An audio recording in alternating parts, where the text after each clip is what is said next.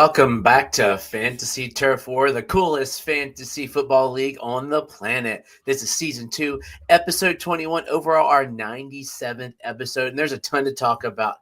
As you can see, this week it's just the two of us. We've taken over the show tonight.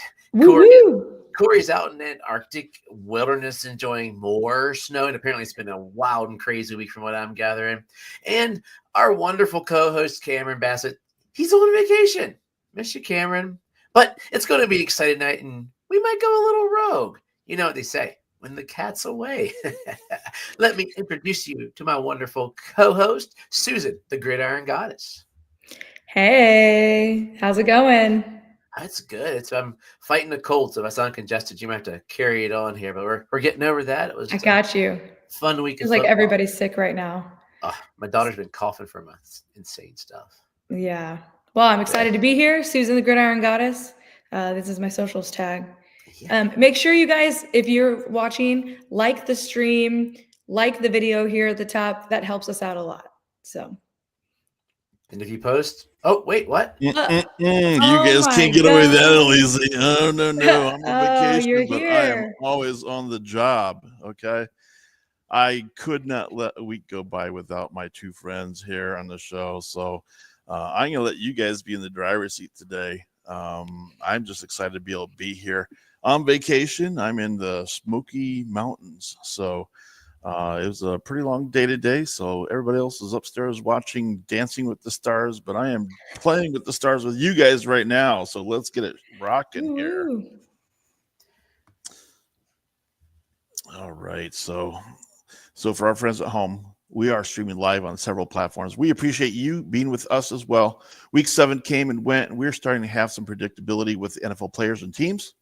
The good teams are looking great or greater, and the bad teams are looking really bad or even worse than bad. So it truly could be said that the cream is rising to the top. So enough about reality. Let's talk fantasy. Adam, Susan, how are your teams doing after this past weekend? Adam. Better. I'm not going to get a card for the first time in a long time from Corey.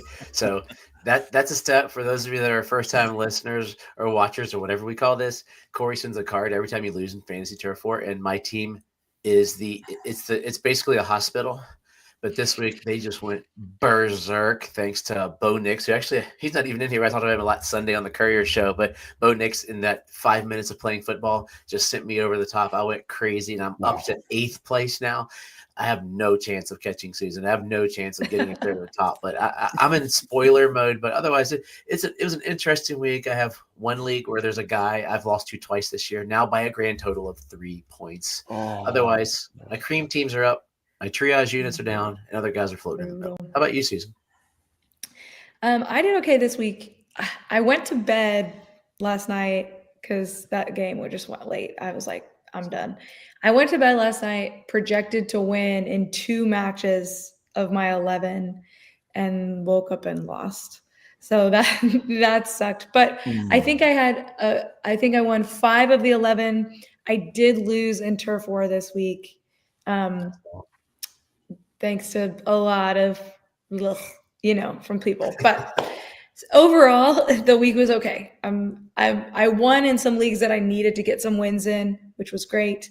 So I'm happy. I'm kind of happy with how the week settled out. How'd you do this week, Aaron? Yeah, not being able to watch football on Sunday was painful. I mean, driving up from Florida up to the Smokies took a good portion of the day. So I'm at every break checking the scores, checking the updates, and I'm actually pretty pleased with where I'm sitting right now with all the leagues I'm in. I am at least in the top 4 in every league I'm in. Of course, I'm only in 4, so it doesn't mean a whole lot. But I also, too, took it on the chin in the Fantasy Turf War. So I am expecting the nasty gram to come my way when I get back from vacay. But, we've talked about it for a while now. It's the theme of injuries and bye weeks. And even last week, even more injuries. And you're either sitting pretty because you're not having the injuries a lot of us are having, or you're pretty deep. And if you've drafted well, congratulations. This is why you're there. And for the rest of us, in some of those leagues that we're in, it's patchwork time. We're just trying to piece it together. Where can I scrounge around to find that one person that might plug that hole that's missing, either because of injury or both?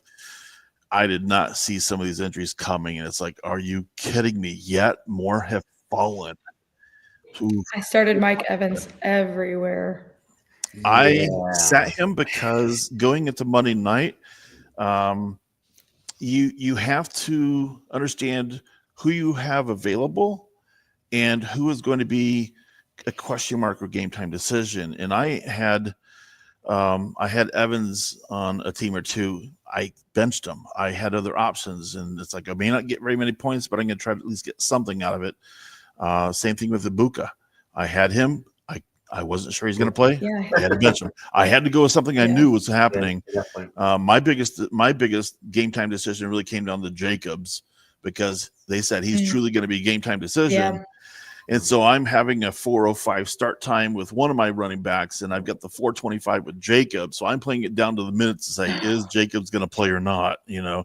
It sometimes gets that dicey, but that's rough. You have to plan ahead to say, I have to plan for the worst, hope for the best.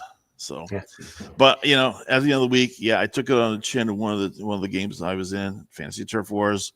But Gibbs put me over the top in the game that I was like gonna clock watch, and he's like, I saw early last night that 78-yard touchdown, and it's like, okay, I don't have to watch the rest of the game or even clock watch on my cell phone. I can enjoy my evening out at the island at Pigeon Forge. Yeah, I needed 2.5 more points from Amon-Ra St. Brown at halftime. I lost. So what can you say? Oh my God. They stopped throwing. He had a couple shots at him, but I was like, really? He went crazy the first possession and a half or so. And then all I needed was 2.5 points to tie. So 2.6 would have been great, but no. But yeah, that's the week that was. We'll hit in some of that. Another bad beat.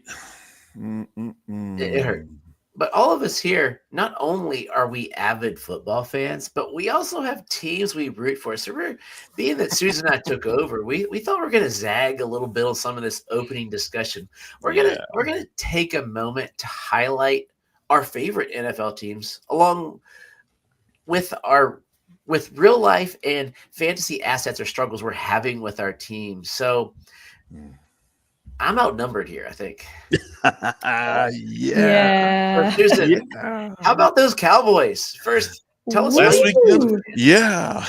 And then give us some updates. And then Cameron's just going to piggyback there because we have all these bandwagon America's team people here. I don't know. I mean, so let's go for it. So I grew up watching the Cowboys with my dad. That's really kind of where my love of football started. I wrote an article for Football is Sexy. I don't know if you know that brand at all. They're a newer media company that focus on women who love football. And I talk about in that article sitting with my dad on Sunday nights and just watching the Cowboys play, or like whenever they were on and dad was watching, I was there with them. And so that's really the foundation, not only for my love of the Cowboys, but also for my love of football. I also live in the Dallas area. So I get the local news, is covering the team.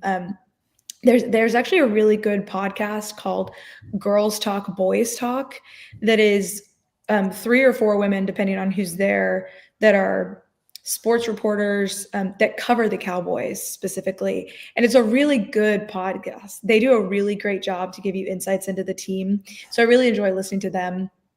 But as for fantasy, I drafted CeeDee Lamb everywhere I could, and I am so glad he is back. I have the CeeDee Dak stack in at least 3 leagues.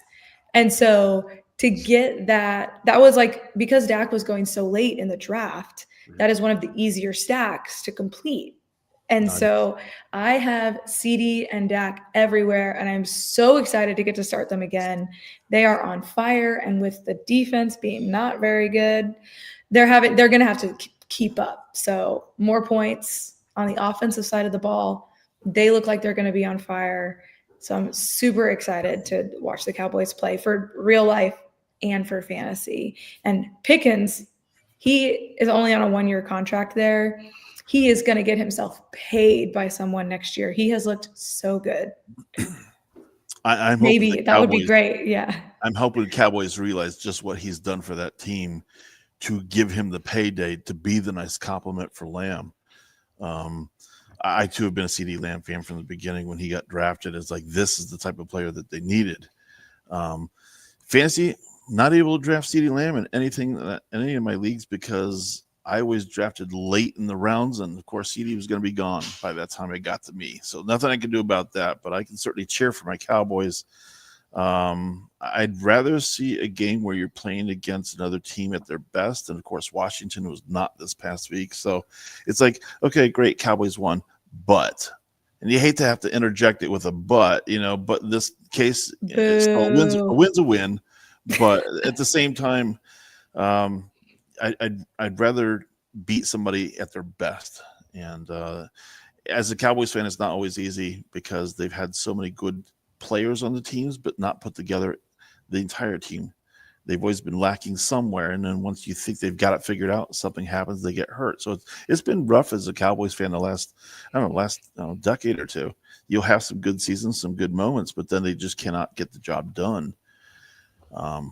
Where I became a Cowboys fan, I'm going to say you have to go back and watch the interviews from season 1 because I spell it out there. And it is not such the bubbly, happy story that Susan gave us. It is more on the lines of bullying. And so it's an interesting kind of segue to go back and watch the interview season 1. But, I will root for whoever's on my fantasy team. Mm-hmm. And then my favorite team second. And if I have no stake in the game, then of course I'm going to be cheering for my team that week or whatever's. But I will always say, I want this person to do well against the Cowboys, but I still want the Cowboys to win. But there we go. But Adam, I know you've got a rough situation this year, and it's been that way for a few. What do you think about your favorite team? And as a Waddle owner, how are we going to do in fantasy? Although I don't know if you should I have to say my buddy Mac have this. I don't know if you should have this conversation. Let's just say my wife and I have been dating and married since the year 2003. 3. And I've seen 3 playoff games as an adult. So life sucks. Wow. So, and they've gotten 4. I don't know, but they've gotten obliterated. They haven't done diddly squat in the playoffs. It's been rough. But as a kid, growing up in the DC area, you were my mom said I liked red, so I was a Redskins fan. My brother got blue, so he was a Cowboys fan. And neither of us really were fans of those. And he transitioned to a 49ers fan. And I liked the Redskins until for some reason I didn't like Mark Rippon. He seems like a nice guy from everything I've seen. And that year I just started watching the other channel. And there were no Ravens at that point. So back in the Stone Age, Danny Marino was on TV just slinging the ball to the Marx Brothers. And so I watched a lot of Dolphins games. That's who they would show most of the time on there because people wanted to see scoring. So I just started watching them. And then in 8th grade, I was like, I got to pick a team because I jumped around. Nothing all kids do. I got the Sears catalog out. And I got that starter jacket, the white, what I'm talking about, don't you? White sleeves. I still have it. It's in my drama prop closet. So gosh, that's awesome. Starter jacket, the ugliest thing. The sleeves are all dirty. My daughter wore it to school. I think cleaned up a little bit. But yeah, I got that. But I've just rooted for them since. I was like, I got some teams, there. But this year has been painful to say the least. It's been a rough one because I came in I'm not expecting this team to go to the Super Bowl. Let's be honest. 2 years ago, there were some aspirations, and I think there might have been a little more had some of those linemen not got hurt. The injuries just derailed them, and now they're just in their own heads. Their heads are somewhere else right now. Tyreek is pretty much toast. This week I did post just a brazen article about buy low, sell high, saying if you're in a 2 quarterback or your quarterbacks are iffy, buy Tua. Here's why. Because he's so amazingly cheap. I'll give you a bag of beans, and you're going to give me Tua to get him off your team. And the rest of the schedule, once he gets past the Falcons this week, the Bills aren't a super stellar defense as they used to be, but the rest of his schedule, defenses aren't great. So if this ship gets righted, a la last year, when they were 2-6 or something, and then turned it around, almost made the playoffs, there's a possibility of something. If not, you drop him. But for the rest of the, I mean, Achan is he's the man. I saw someone write he is him. Dude looks pretty good. They're not trading anybody. Waller's hurt, so Waddle. If Tua starts to play, Waddle will do better.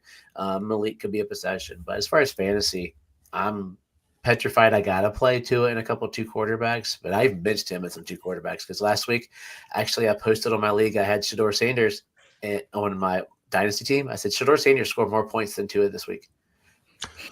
Oh wow! Tua I had a league where he had -7, one he had -1. You just it was bad, like embarrassing. I mean, they pulled him against the Browns, and that's when you know it's over. But the Browns defense is no joke, to be 100% honest. So it's crazy. It's kind of funny when you're talking about. So I think we got a chance. That's not usually a good position to be in. Now it sounds like a quote from Dumb and Dumber at that point. So you say there's a chance. So you say I've got a chance. We're the number 2. We have the number 2 draft pick right now because we beat the Jets. That's also something not to be proud of. And $50 million invested. No, that makes for the Dolphins world. Yeah, much longer. You glitched there. What was that? Oh, the coach. I don't know that their coach is going to be much longer. I thought he was going 9 o'clock for Monday morning, but they kept him. You would not be surprised. Another loss, and you're going to hear something. But even with the number 2 pick, it's a lineman. It's going to take more than just one pick to fix what's broken. You know. Yeah, I'm not sure they can fix it this season with the remaining, even if they change head coach. But this speaks of rebuild. You've got some great players in the team, unable to produce the talent, and now you just got multiple wheels falling off the bus. I don't know that they can fix this one in any short-term fashion, or even in next year's draft. Even if they got a high draft pick, they'd be better off trading out of the spot, getting multiple picks, and trying to rebuild that way. But you're talking at the end of the season at this point. But right now it feels like it is the end of the season. Yeah, it's bad. All right. So we told you guys about our favorite teams, but I want to take a second and let's pretend that those teams didn't exist. Who would you root for and why? And how much does fantasy impact that choice? And I want you to tell us who you think the fantasy studs are on that team. Cameron, you go first. Wow, that's a really tough question because being a diehard Cowboy fan, you just innately hated certain teams, you know, like the Eagles. You could never choose a root for the Eagles. It's, you know, but fantasy has impacted that. I'd have to go with the Eagles, and it's not because they won the Super Bowl last year.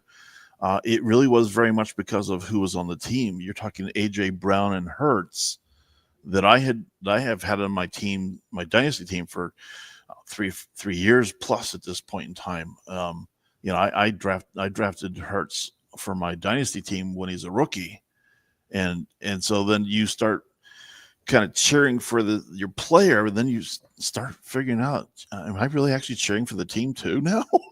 So I think I kind of am in a sense. Don't hurt me, Cowboy Nation, but my allegiance will always be Cowboys if there's ever a question. But you're talking fantasy and you're talking trying to get to the playoffs. You do what you got to do. You know, that's just what it comes down to.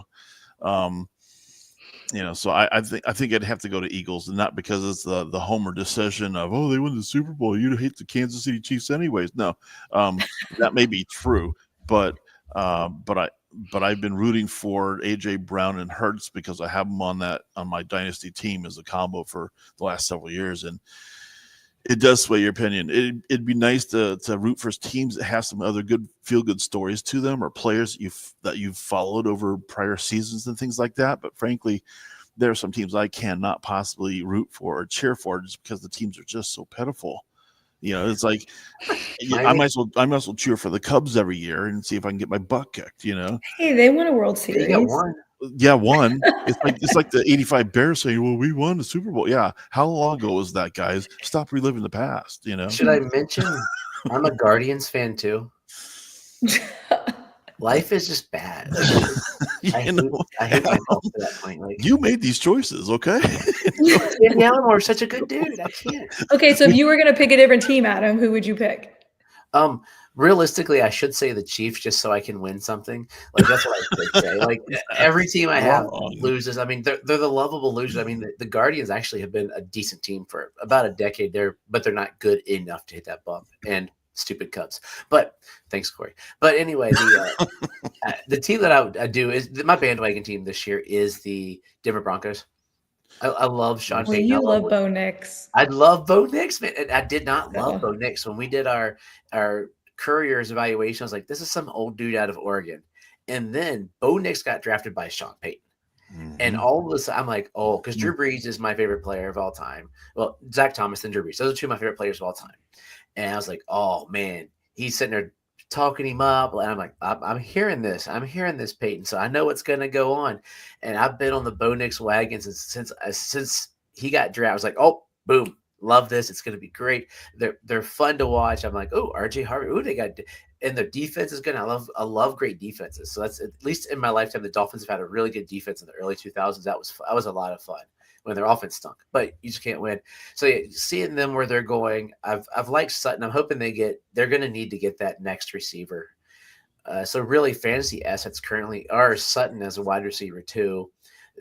The running backs are RB2's flexes, maybe. RJ Harvey's starting to get a little more push as a receiving back.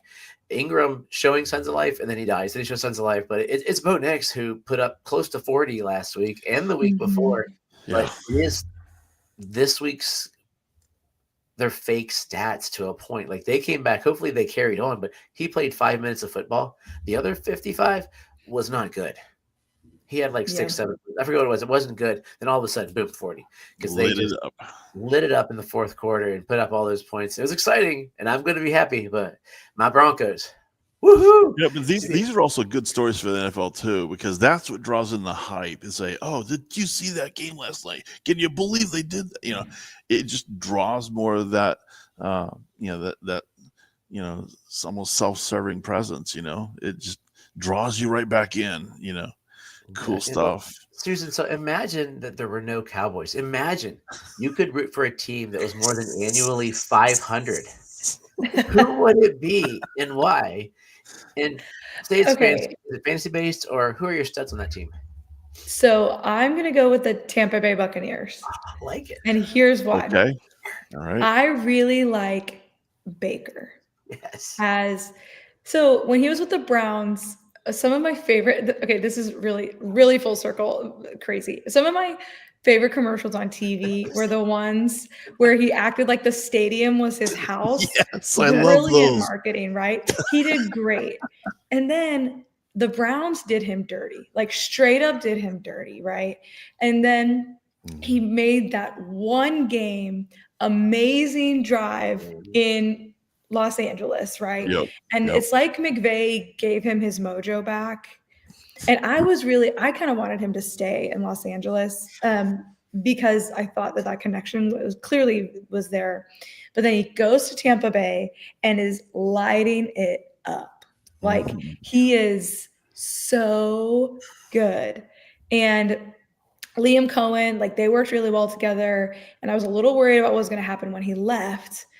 But Baker has handled that really well, and he's connecting with his receivers. And now that connection with Ibuka or Egbegbu, if you are Rob Gronkowski. Did y'all see that clip? Hamika Egbegbu. And he corrected himself pretty quickly, but oh my gosh, hilarious. If you haven't seen that, go watch that.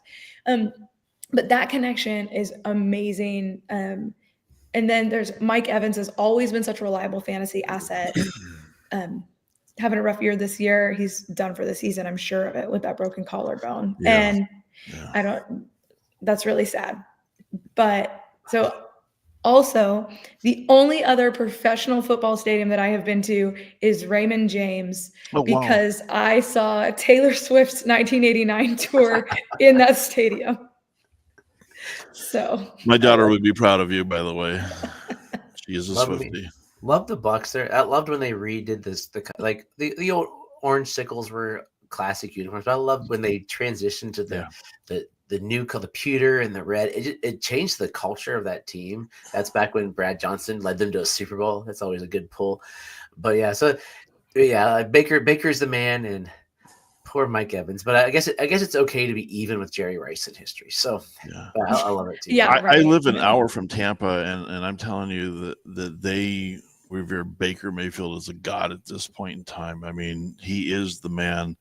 I love his story coming out of Oklahoma, and you're right. He should have been able to turn around the Browns situation when he was there, but if he couldn't do it, nobody's going to. And you see where they're at now. So this is not on Baker. I did see a funny thing that said Baker left Carolina and went to the Browns. He had a successful seasons with the Browns kind of at the start. Yeah. And then Darnold was there at the same time.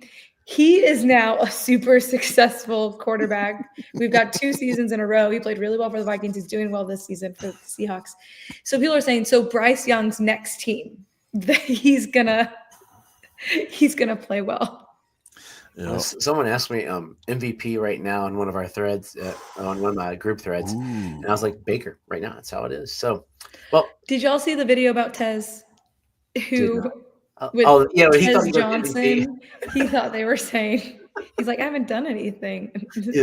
That's for Baker. Tez is pretty good though. He's looking like he is looking pretty good.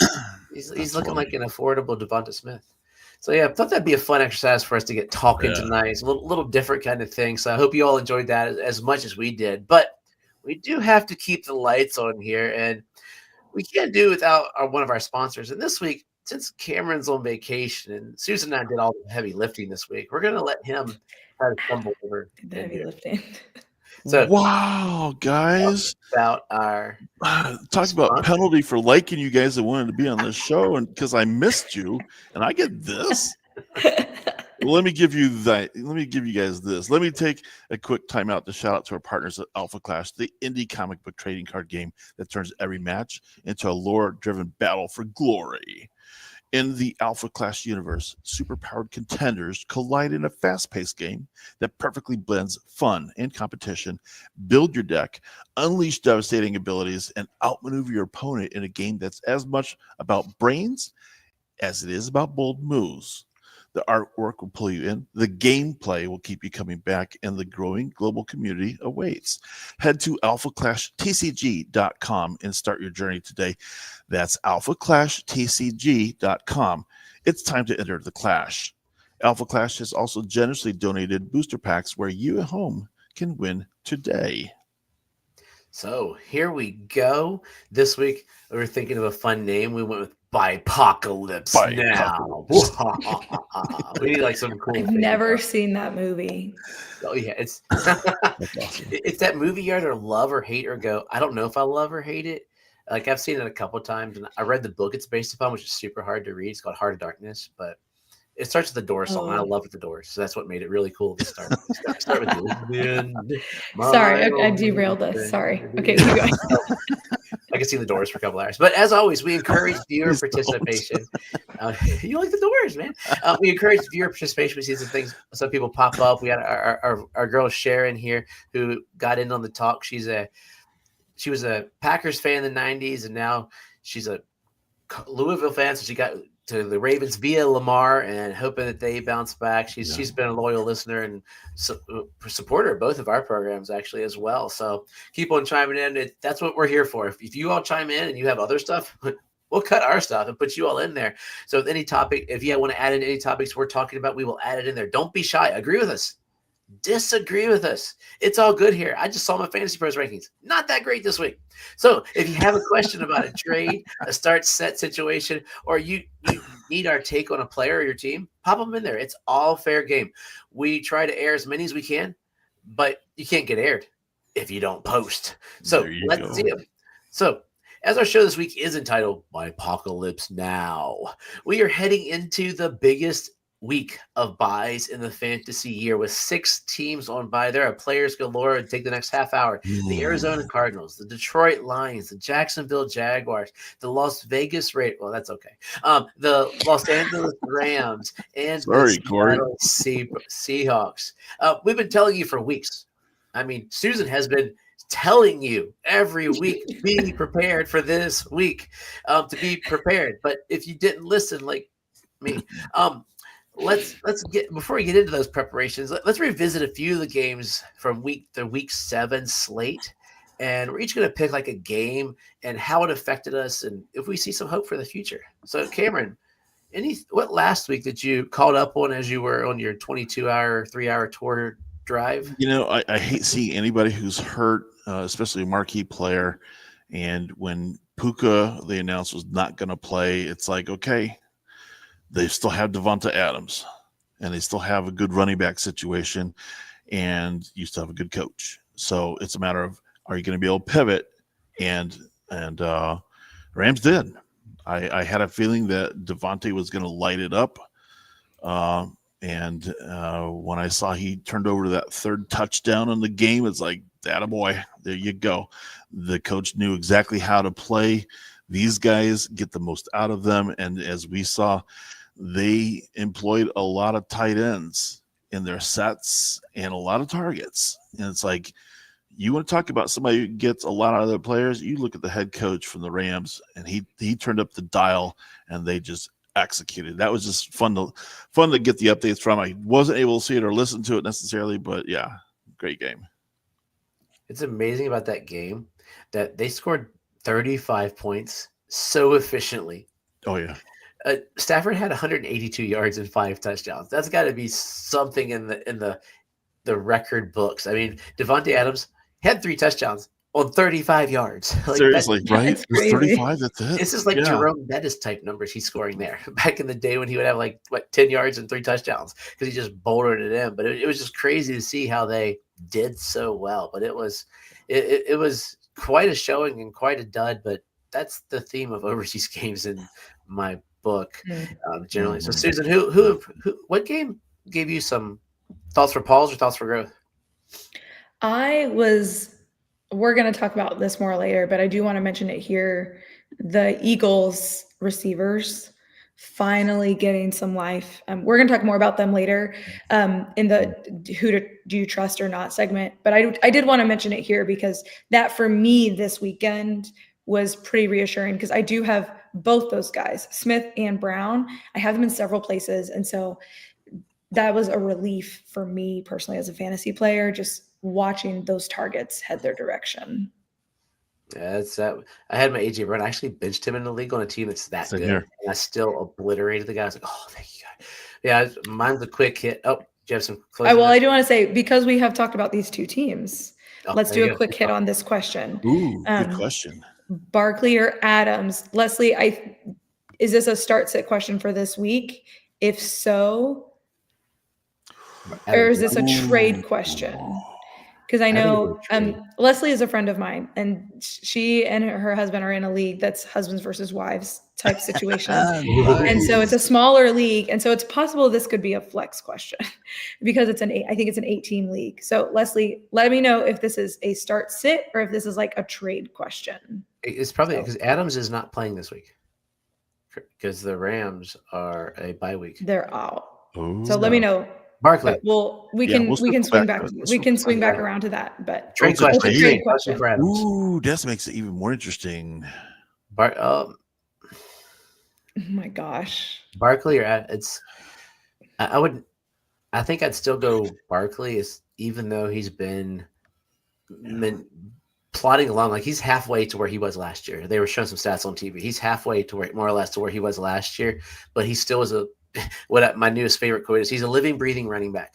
And if you have a living, breathing running back who's getting 96% of the touches, you're gonna keep him regardless. Like I love Adams. I got Adam. I've got one Barkley and I got a couple Adamses. So I got more Adamses because he was generally easier to get, and I was not as high on Barkley to start the year. So I think if you have Barkley, keep him. If the trade ends up being Adams, you can get a couple more things in there, maybe a second tier running back. Then but if running backs are just so hard to come by and wide receivers are a lot deeper. What y'all think? Yeah, I agree. I feel like the Rams receivers are way more reliant on Stafford. So if something happens to Stafford, the possibility of Adams becoming more volatile goes up. If something happens to Hurts, Barkley is still going to be a very key playmaker for that team. So right now it's going to feel like Adams is performing better because with Puka gone. But I think in the long term, there's more stability if something should happen to the quarterbacks. Just to throw a different angle on it. Yeah, let's just face it. If Barkley were having the same season last year, this wouldn't even be a question. It's only coming up now as, gee, should I entertain trades of Barkley for somebody else because he's not having a stellar season. When you picked him so high. And this is probably undoubtedly somebody's first round pick. I would. You could not have passed up on Barkley if you were anywhere in that first round if he was still there.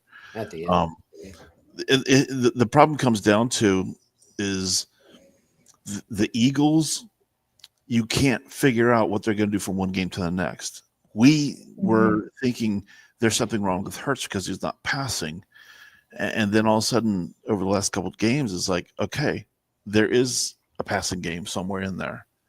And so Barkley has taken second fiddle to something like that. But eventually, I think they're going to figure out both, that they're going to figure out the right blend between running and throwing. And Barkley is very much a part of that conversation because even if you have a good passing game going on, it will not only open up the running lanes, but it also means that you're sustaining drives, and now you get more opportunities because you're on the field more. So I think the Eagles have a lot of upside when it comes to either the running backs or receivers. I think it's just a matter of they've got to get it together and get the right blend going forward. The Rams with Adams, yes, he's getting up there in age, but now he is the only game in town until Puka comes back, and then he's going to go back to the same kind of numbers that he had before Puka got hurt. It's going to be there's going to be a floor for him, but it's going to be sometimes hit or miss if you're going to have a big game or not, and it's all probably going to be touchdown dependent at that point as well. We even saw that this past weekend, 3 touchdowns, fantastic, but only 35 yards. Really? That would have told me that he was going to have 180 yards receiving with those kinds of touchdown numbers. Didn't happen. So I agree with Adam and Susan both on this point, and I think there are a lot of receivers out there that would be sufficient options for Adams if you had to go that route ever. But right now, it's kind of come down to, at this point in time, who is looking for what? What are they willing to give up? Right now, I'm probably not willing to give up Barkley at this point. And if you're looking to pick up Adams, just know that it may just be a couple short week stint. Love the question. Love the question. It looks like it was for Christian anyway.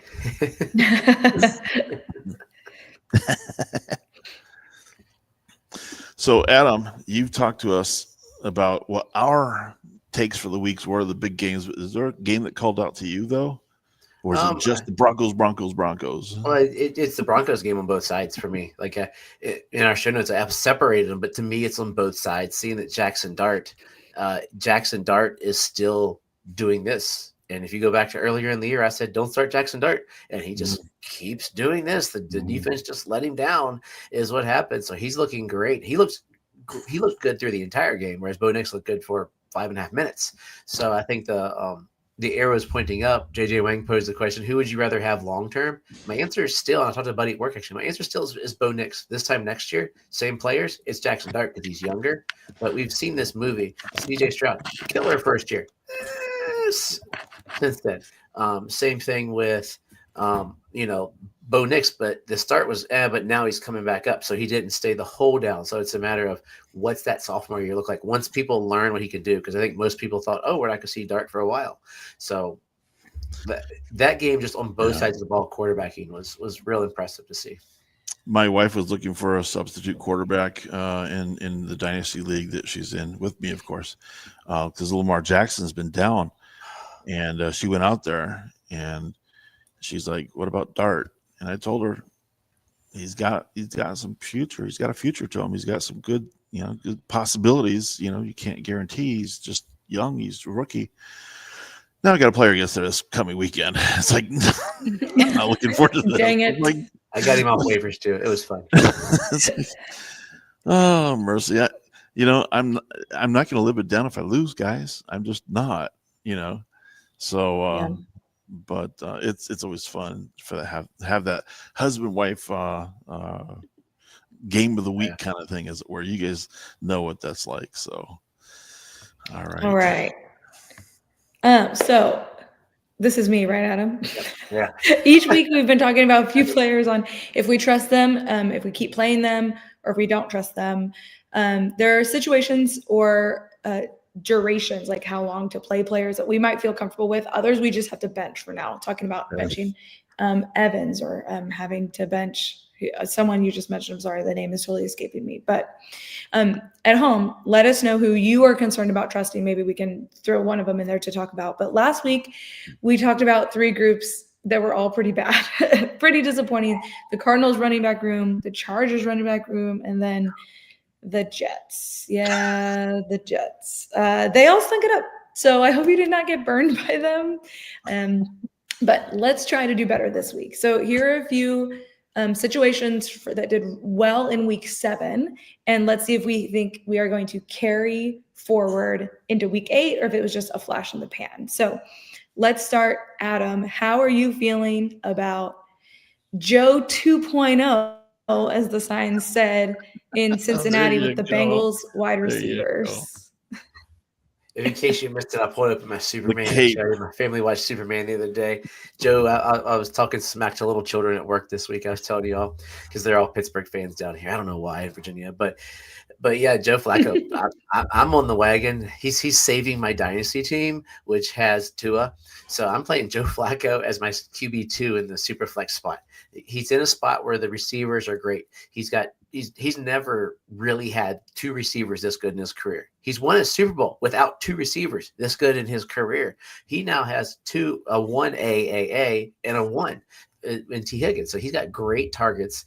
And then again, I also put him as a very trade now candidate because he's never going to have a game in his age 40 year like he had last week again. So you can trade him for the bank trading. But I think for the rest of the year, he's a guy that if your quarterbacks are all like banged up, injured, say you for some reason have Bryce and Tua and you had Joe Burrow or whoever that's going down here, all these guys, Joe Flacco could carry you through the season and do just enough that you're going to carry on. And Jamar Chase only got targeted. Was it 17? I didn't have that pulled up ready for it. But it was like 22 times or something. It was ridiculous. Insane.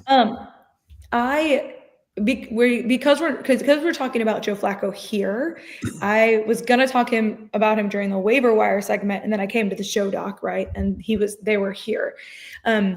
He is somebody that if he is on waivers, you should be picking him up. The strength of schedule for the Bengals for the rest of the season is the 3rd easiest. I'm using the fantasy footballer strength of schedule for this. So they have their quarterback schedule as the 3rd easiest. This week they're playing the Jets. Now, not necessarily because the Jets are like super good defense-wise against quarterbacks, but teams are not needing to throw against the Jets because the Jets aren't scoring. So they're able to salt games away with their running backs. So there may be temper expectations a little this week, but I mean, Flacco is known to be throwing 40 to 50 passes a game, and he's flinging the ball. There was a designed run for him this week. I don't know if you guys saw that.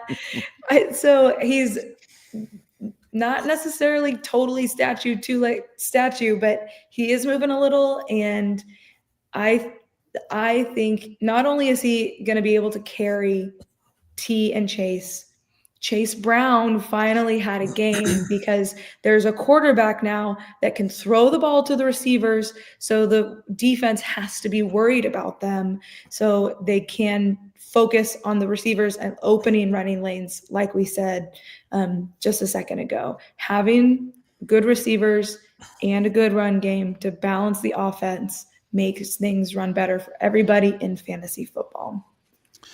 Yeah, you guys hit it on all cylinders there. Stole my thunder in some of those points as well, Susan. Well done. I got this wrong last week when we were talking about Rodgers versus Flacco. I just didn't think Flacco had it in him. But then seeing that chemistry, and that's so important as a quarterback. The chemistry, it looked like he'd been the quarterback there for a long time. You know, he just like you said, he slung the ball around. He got that ball to the receivers with a lot of accuracy. There is a lot of trust that's already been built there.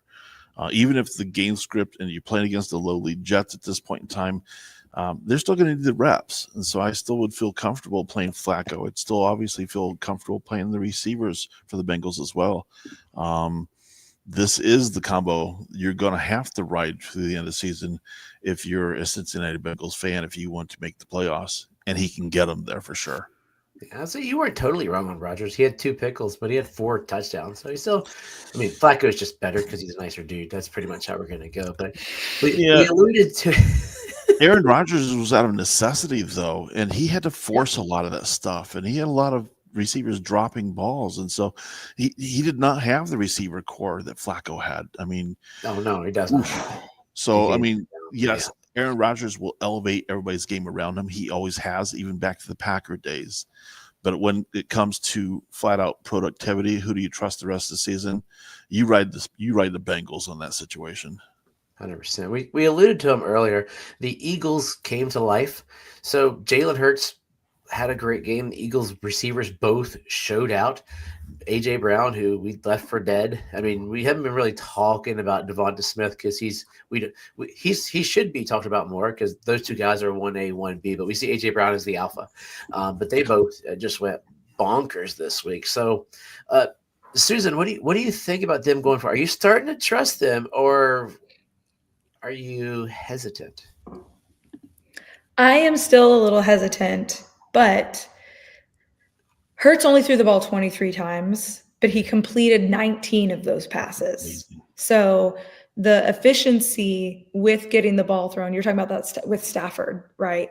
Yeah. We're seeing kind of the same thing in Hurts. If the ball's coming their way, they have the ability to catch it and turn it into action. So I did not expect Smith to go off this week the way that he did. I think they had Brown on lockdown. Smith had double the targets of Brown this week. That has not been the case in the past, but I do think that we are seeing, and who was the difference was Goddard.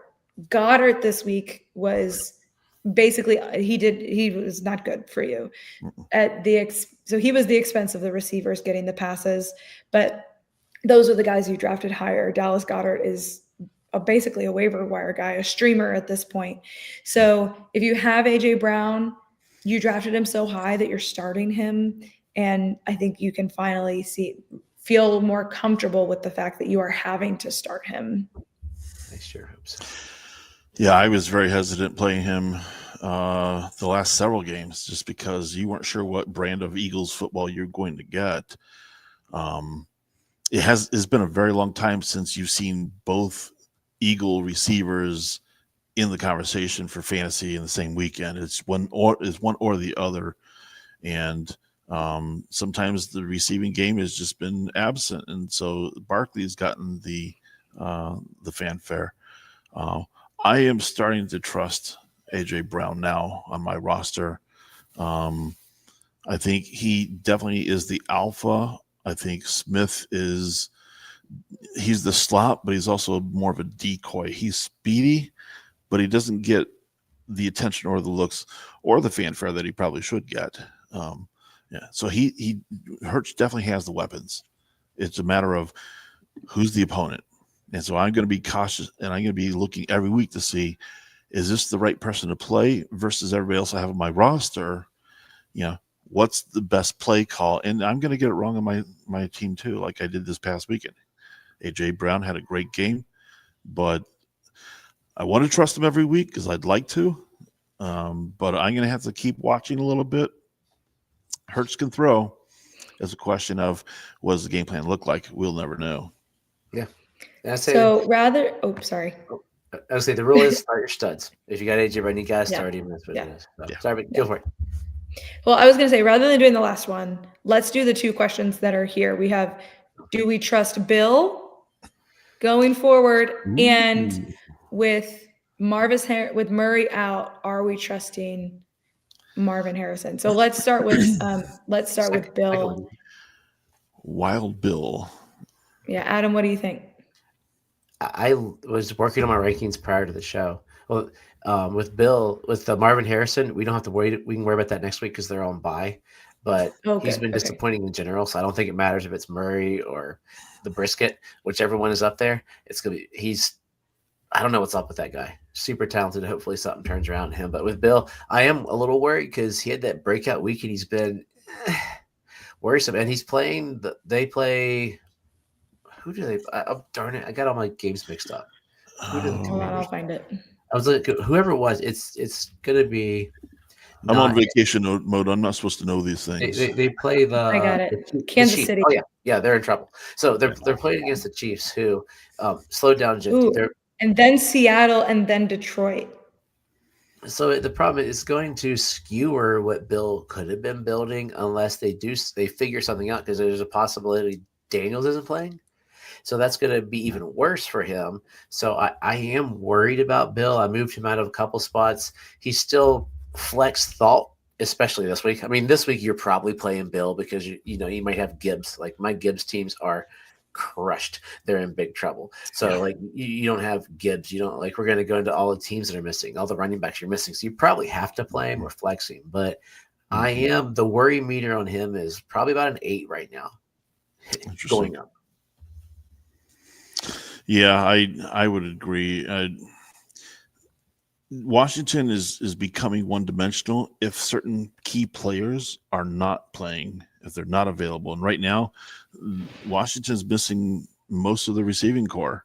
You just hope that at least somebody can come back, so at least there's a threat other than we're going to run the ball every time or throw it to people who are no names or no experience.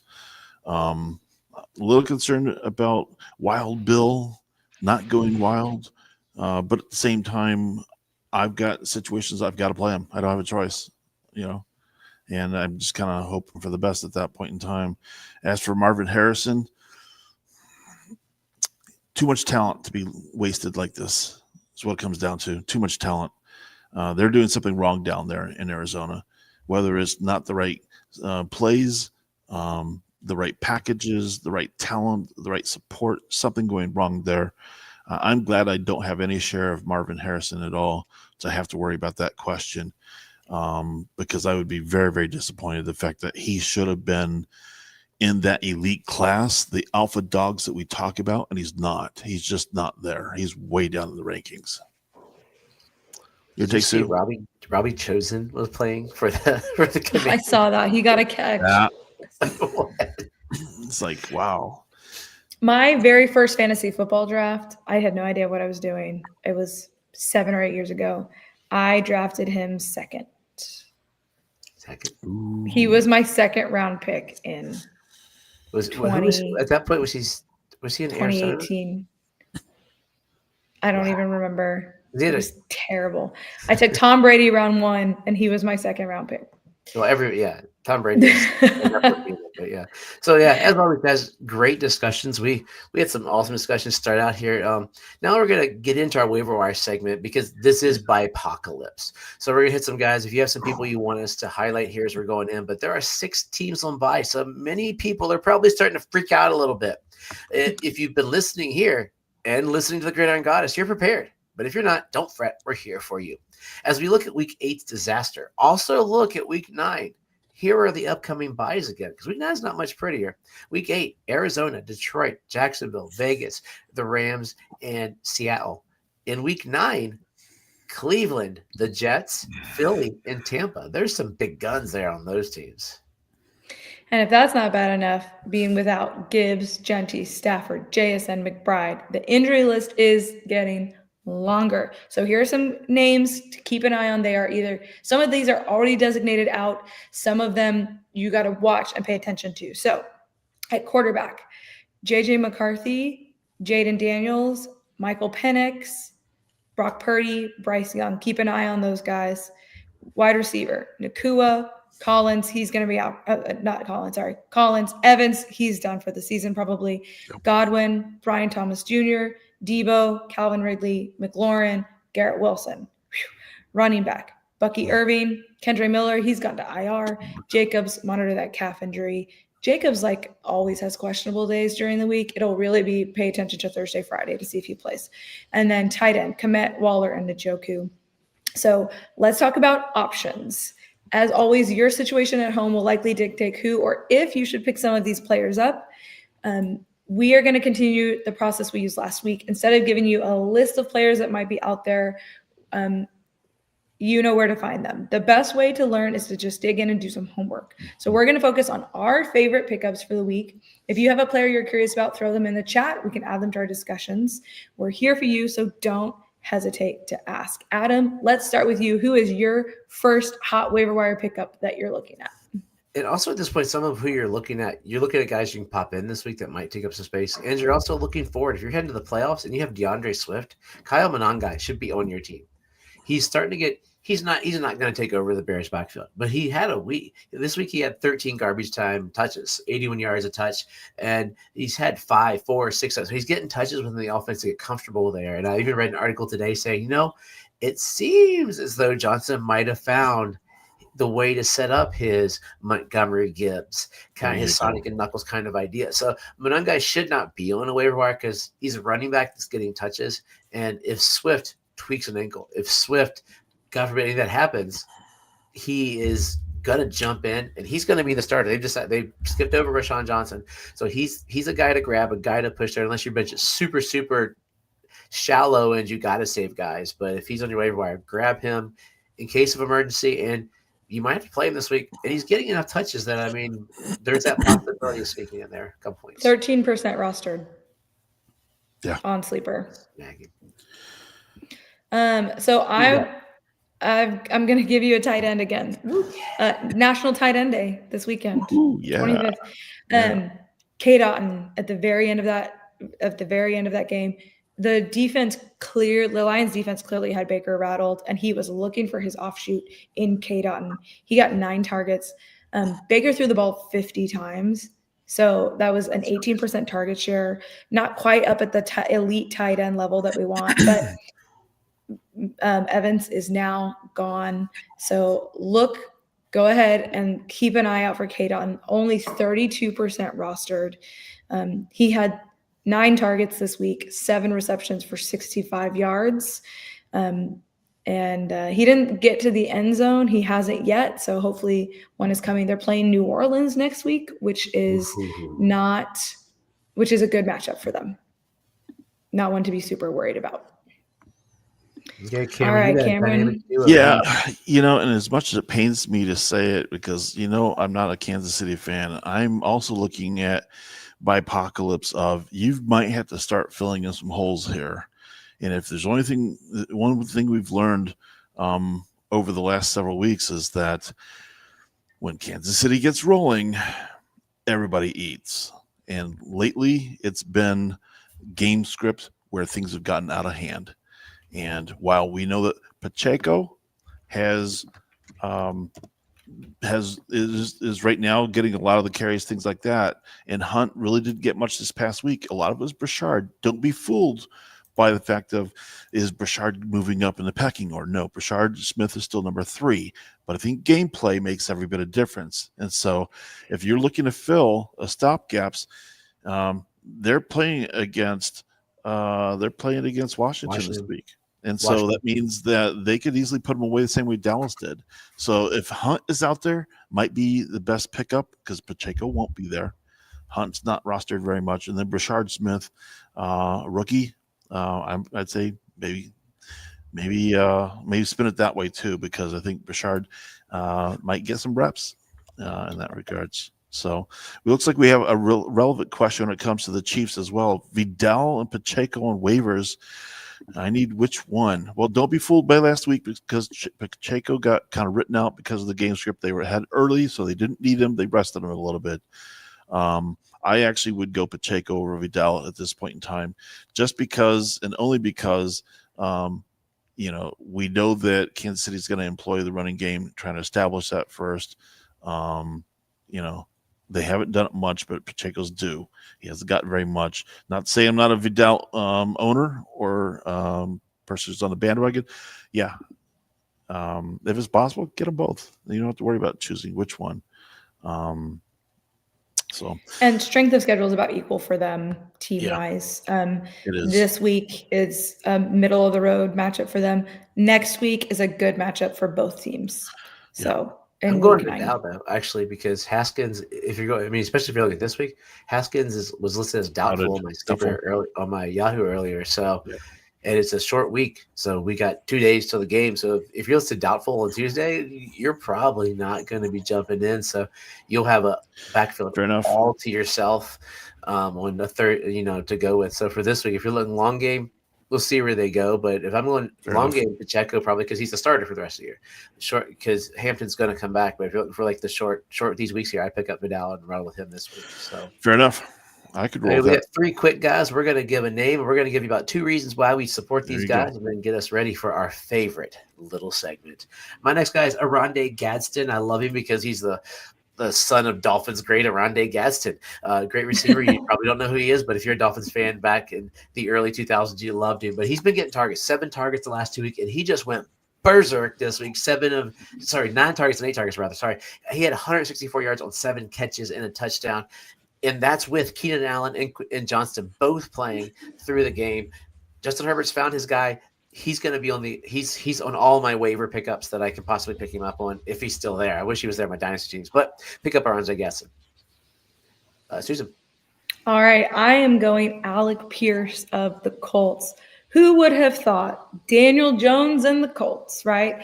Alec Pierce operating as the wide receiver. Sorry, I'm trying to move quick and I lost it. But he got 10 targets last week from Daniel Jones, and they play Tennessee this week. Easier middle of the road defense for wide receivers for him to take the top off and get that long bomb from Daniel Jones.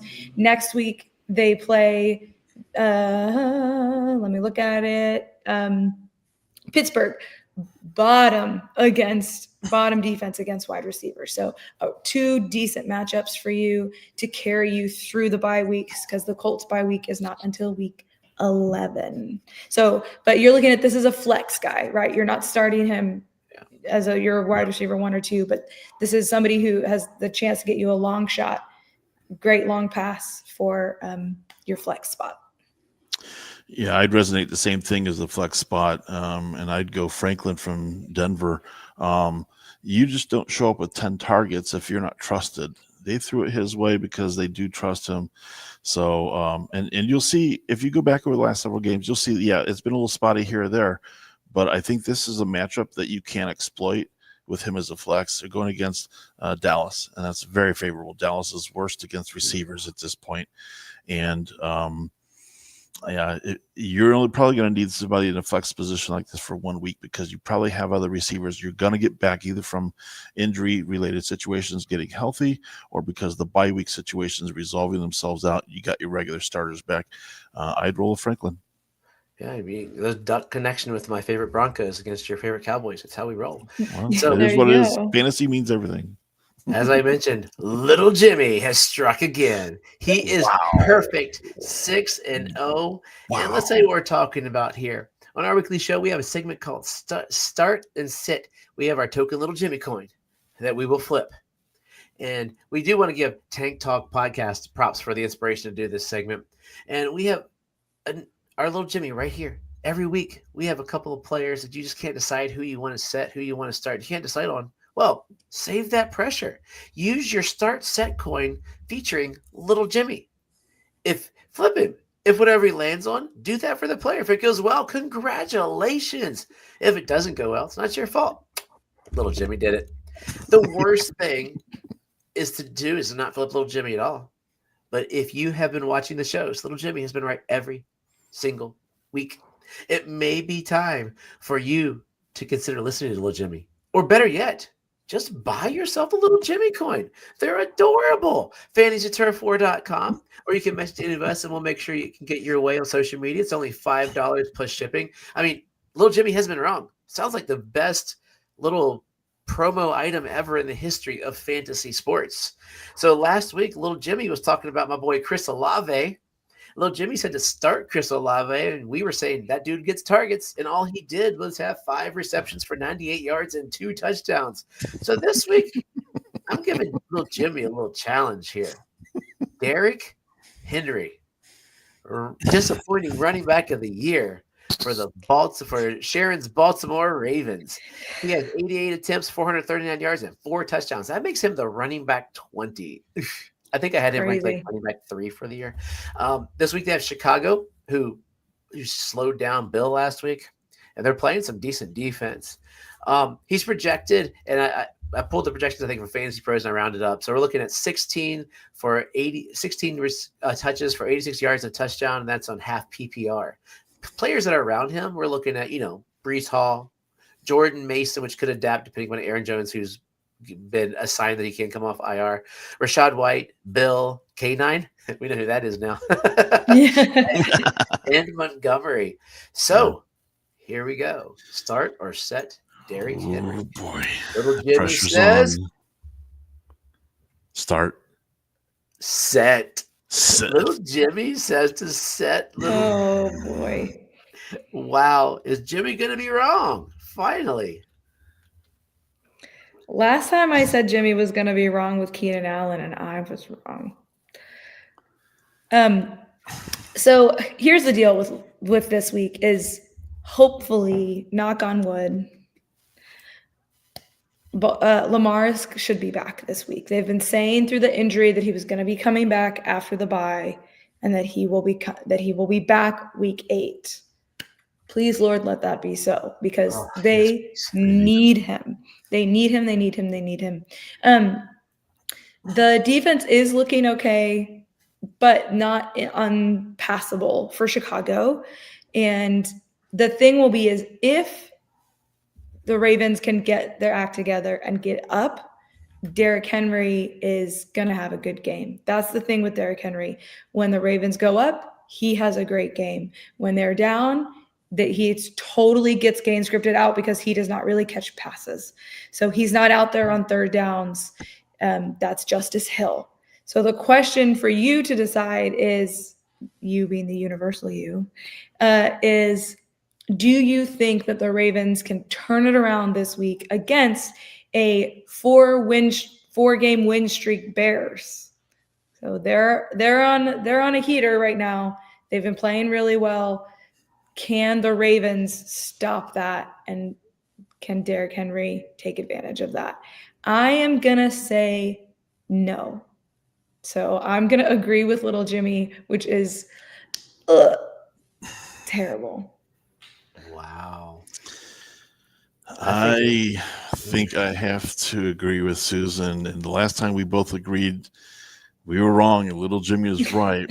I would also say you probably don't have a choice this week playing Derrick Henry. You just don't. Have to play him. You're starting him. But I also believe that Chicago's not that great of a defense. Look who they've played the last few games.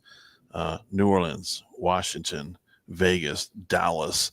Those are not overwhelming teams for me if I'm Chicago.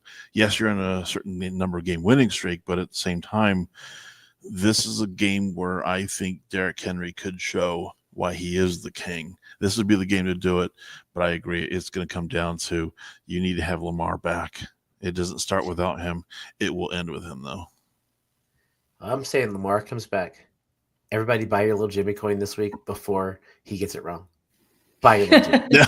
That's all I got to say. Derrick Henry's coming crazy. So there you go. Little Jimmy. Susan, go for it. All right. So those are just our perspectives and opinions. I will always tell someone about anything that we share on the show. Please do your own research and form your own opinions. Don't just take our word for it. We all have other day jobs. We don't do this for a living. All right. So just make sure that you're doing your own research. We are happy to reach out to any of us, and we are happy to give you our opinions. We're happy to help out our audience members. Thank you to those of you that are asking questions in the chat. Those of you that liked the stream, that is really awesome. So I sense we stole the show. We are not of Trivia Authority, so that will return next week. But last week's question, if you wanted to submit an answer, here it is again. The question is, which NFL playoff game featured the oldest quarterback duel in NFL history? Second oldest was Flacco-Rogers, but which one was the oldest? Remember, please, to submit your answer as well as your name, because not everybody's email has their name in it, to fantasyturfwar@gmail.com. I'm going to drop that in the chat so that you have it. Oh, already on it. There you go. fantasyturfwar@gmail.com. Again, oldest quarterback fantasy. Sorry, which NFL playoff game featured the oldest quarterback duel in NFL history? And if you're listening to us, it's so easy to find the answer. I'm not going to say that AI Google didn't tell me the answer, but I can say it's cool to learn and research. That's why we have this amazing internet to research. So you learn it. It's not like back when I was a kid, and if you didn't know something, you had to go to the encyclopedia, which had to be in the library open. Now you can turn on your phone, click it, and you got the answer. So if you're the people that are listening or you're watching this later, you've got until generally Sunday, I think is when Corey looks it up, to pop in a response, and you can win one of our prize packs. So jump in and do that. So that's going to be it for this week. Thank you so much for joining us for this great week. If you like what you got, if you feel like you got value out of this show, make sure to hit that like button. That like button increases what's called the algorithm. We don't know how it works. It's magic internet voodoo. So click it, get that algorithm up there so we can share our love of the game and our fun that we have together. We always say afterwards, this is just like sitting around with a bunch of friends at a fireside chat. That's what we're having here. So subscribe to the show. We have all sorts of places you can subscribe. If you're a Gridiron Goddess, you got the Gram, you got the Facebook, you got the Couriers on there, you got all the Turf War sites. You can click on us anywhere. But we're having a blast over here. Oh, yeah. And we're glad that we were able to get Cameron's beautiful face here, or whatever he gave us. So we did it. But as we close this up, tell us where to hit you all up, Susan. All right. So this is my handle for my socials. This is where you can shoot me messages if you've got questions. Come find me. Happy to talk to you guys. Cameron? And I'm here to help support shelter dogs for veterans. And so I'd recommend going out to the website, catch them on social medias there. Good stuff. Adam? And I think I'm like Susan. I figured out to point to the correct side. Yeah. It's backwards on our screen, everybody. FantasyCouriers.com has all the links for our podcast. We post every Sunday night a new episode, so it's before the Sunday night games, and I always kick it over to this show to close out the week. But I also get to contribute weekly to Fantasy Pros. Just did Studs and Duds tomorrow. I'm going to write guy outside of the 100 to pick up, a buy low, sell, guy outside the 100, guy inside the 40 that is going to be a dud for the week. So check it out there. Check out the articles. Have some fun with us. We just two dudes having fun. Just like we're a bunch of people in here just having a good time together. So that's where I am. And you can always find us here at Fantasy Turf War live every Tuesday. And just as Corey closes out each week, be excellent to each other, be kind, and until next time, keep moving forward. See ya. Good luck with BYEpocalypse, everybody. Cool.